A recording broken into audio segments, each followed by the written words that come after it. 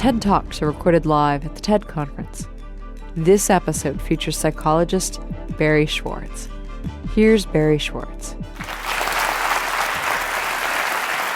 In his inaugural address, Barack Obama appealed to each of us to give our best as we try to extricate ourselves from this current financial crisis. But what did he appeal to?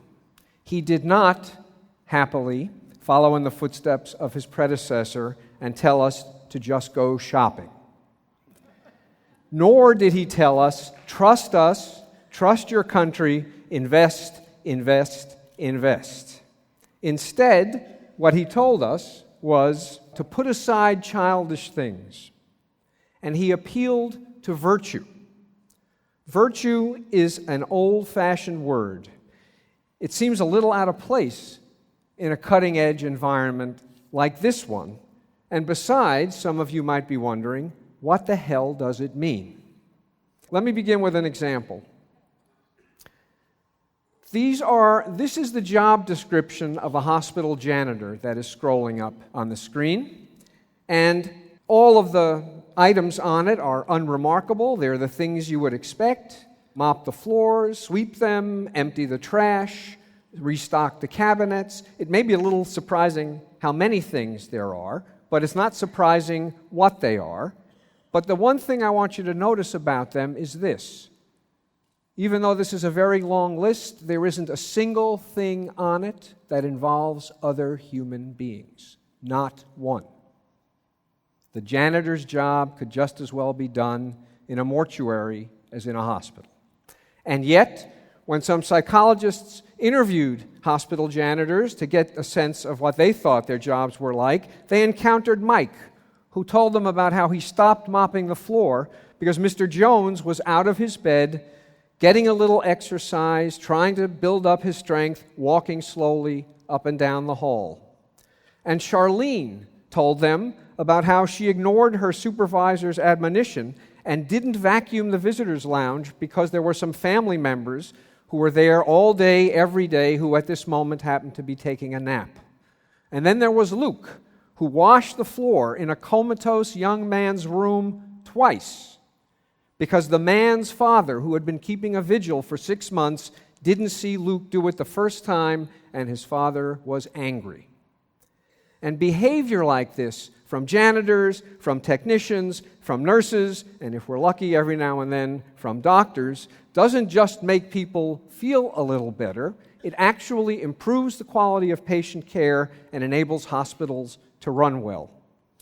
Now, not all janitors are like this, of course, but the ones who are think that these sorts of human interactions involving kindness, care, and empathy are an essential part of the job, and yet their job description contains not one word about other human beings. These janitors have the moral will to do right by other people, and beyond this, they have the moral skill to figure out what doing right means. Practical wisdom, Aristotle told us, is the combination of moral will and moral skill. A wise person knows when and how to make the exception to every rule, as the janitors knew when to ignore their job duties in the service of other objectives. A wise person knows how to improvise, as Luke did when he rewashed the floor. Real-world problems are often ambiguous and ill-defined, and the context is always changing. A wise person is like a jazz musician, using the notes on a page, but dancing around them, inventing combinations that are appropriate for the situation and the people at hand. A wise person knows how to use these moral skills in the service of the right aims, to serve other people, not to manipulate other people. And finally, perhaps most important, a wise person is made, not born.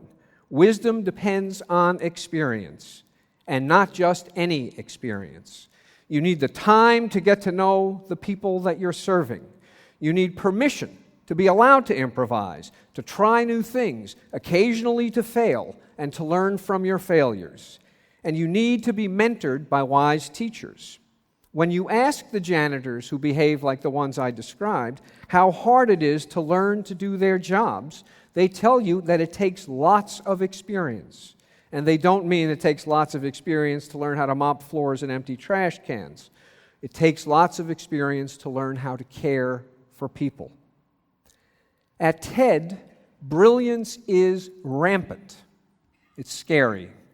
The good news is that you don't need to be brilliant to be wise. The bad news is that without wisdom, brilliance isn't enough.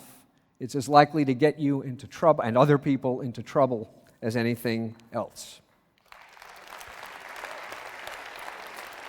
Now, I hope that we all know this. There's a sense in which it's obvious, and yet, let me tell you a little story. It's a story about lemonade. A dad and his 11-year-old son were watching a Detroit Tigers game at the ballpark. His son asked him for some lemonade, and Dad went to the concession stand to buy it. All they had was Mike's Hard Lemonade, which was 5% alcohol. Dad, being an academic, had no idea that Mike's Hard Lemonade contained alcohol, so he brought it back. And the kid was drinking it, and a security guard spotted it and called the police, who called an ambulance. They rushed to the ballpark, whisked the kid to the hospital. The emergency room ascertained that the kid had no alcohol in his blood. And they were ready to let the kid go, but not so fast. The Wayne County Child Welfare Protective Agency said no, and the child was sent to a foster home for 3 days.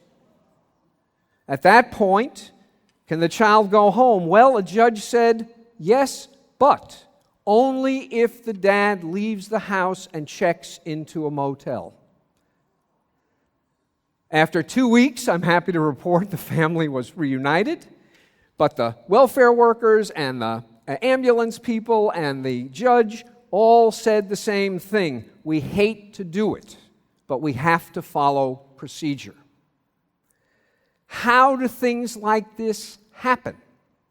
Scott Simon, who told this story on NPR, said, rules and procedures may be dumb, but they spare you from thinking. And to be fair, rules are often imposed because previous officials have been lax and they let a child go back to an abusive household. Fair enough. When things go wrong, as of course they do, we reach for two tools to try to fix them. One tool we reach for is rules. Better ones, more of them. The second tool we reach for is incentives. Better ones, more of them. What else, after all, is there? We can certainly see this in response to the current financial crisis. Regulate, regulate, regulate, fix the incentives, fix the incentives, fix the incentives. The truth is that neither rules nor incentives are enough to do the job. How could you even write a rule that got the janitors to do what they did? And would you pay them a bonus for being empathic? It's preposterous on its face.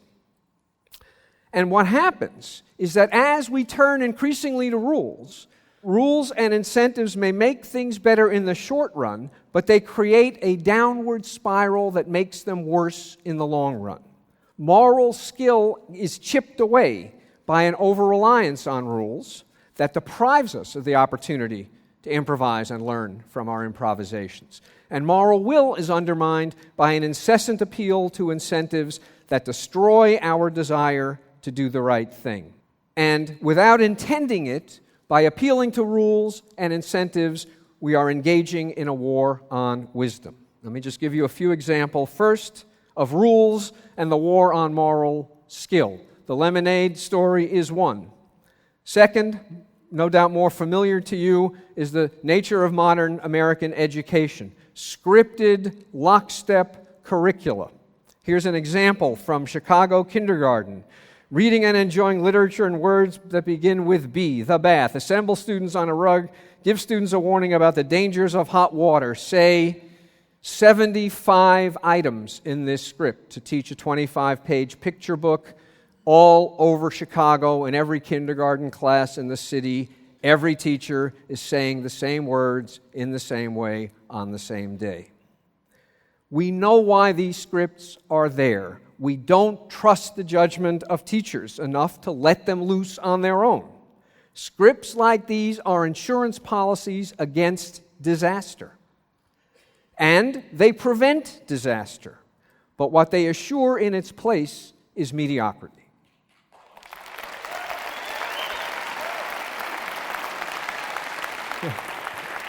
Don't get me wrong, we need rules. Jazz musicians need some notes. Most of them need some notes on the page. We need more rules for the bankers, God knows. But too many rules prevent accomplished jazz musicians from improvising. And as a result, they lose their gifts. Or worse, they stop playing altogether. Now, how about incentives? They seem cleverer. If you have one reason for doing something, and I give you a second reason for doing the same thing, it seems only logical that two reasons are better than one, and you're more likely to do it. Right? Well, not always. Sometimes two reasons to do the same thing seem to compete with one another instead of complementing, and they make people less likely to do it. I'll just give you one example because time is racing. In Switzerland, back in about 15 years ago, they were trying to decide where to site nuclear waste dumps. There was going to be a national referendum, and some psychologists went around and polled citizens who were very well informed. And they said, would you be willing to have a nuclear waste dump in your community? Astonishingly, 50% of the citizens said yes. They knew it or thought it was dangerous. They thought it would reduce their property values, but it had to go somewhere, and they had responsibilities as citizens. The psychologists asked other people a slightly different question. They said, if we paid you 6 weeks' salary every year, would you be willing to have a nuclear waste dump in your community? Two reasons. It's my responsibility, and I'm getting paid. Instead of 50% saying yes, 25% said yes. What happens is that the introduction of the incentive gets us so that instead of asking, what is my responsibility? All we ask is, what serves my interests? When incentives don't work, when CEOs ignore the long-term health of their companies in pursuit of short-term gains that will lead to massive bonuses, the response is always the same. Get smarter incentives. The truth is that there are no incentives you can devise that are ever going to be smart enough. Any incentive system can be subverted by bad will. We need incentives. People have to make a living. But excessive reliance on incentives demoralizes professional activity in two senses of that word. It causes people who engage in that activity to lose morale, and it causes the activity itself to lose morality. Barack Obama said before he was inaugurated, we must ask not just is it profitable, but is it right?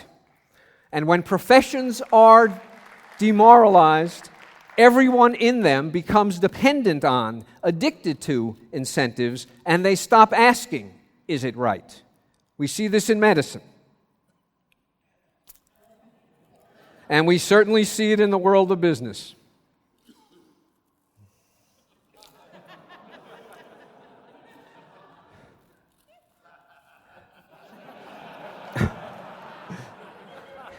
It is obvious that this is not the way people want to do their work. So what can we do?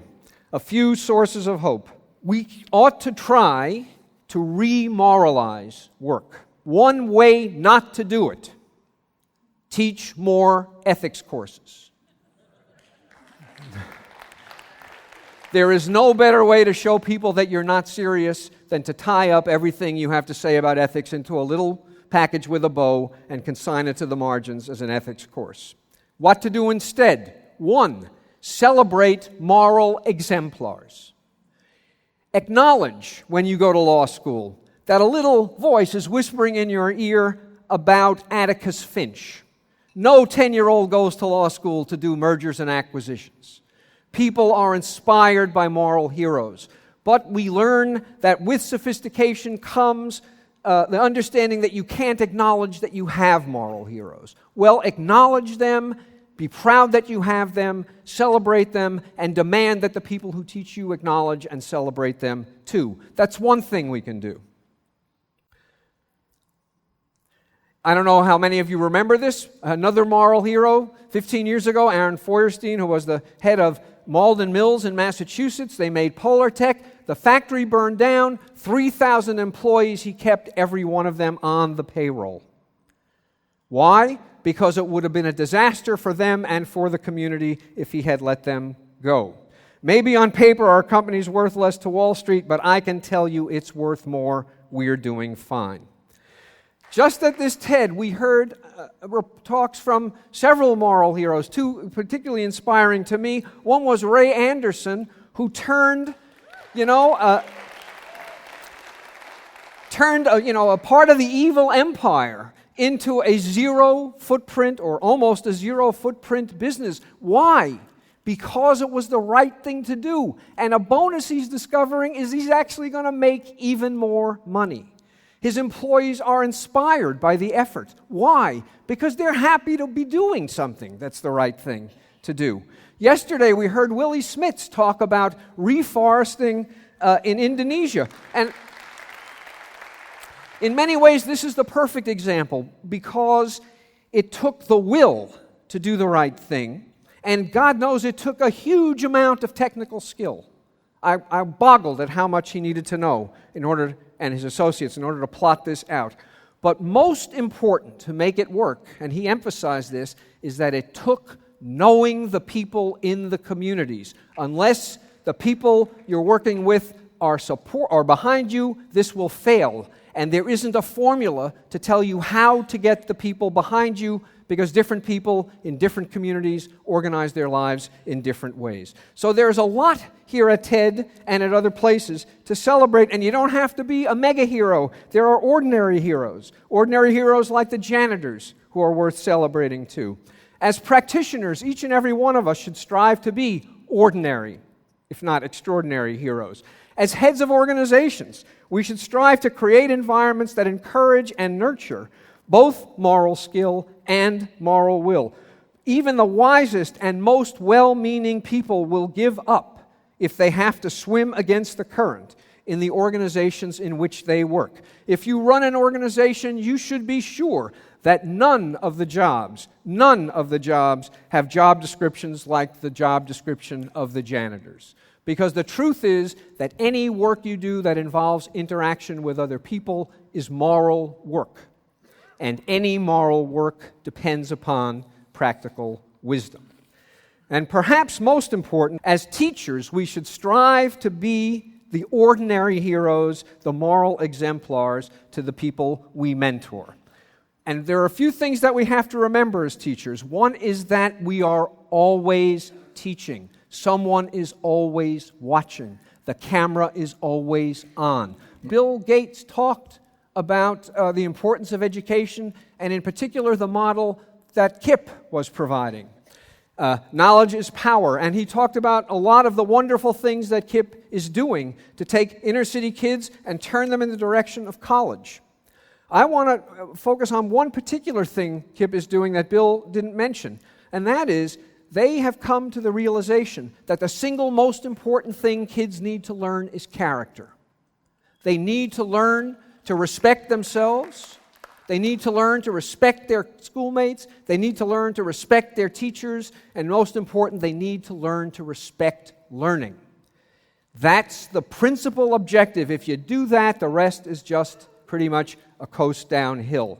And the teachers, the way you teach these things to kids is by having the teachers and all the other staff embody it every minute of every day. Obama appealed to virtue, and I think he was right.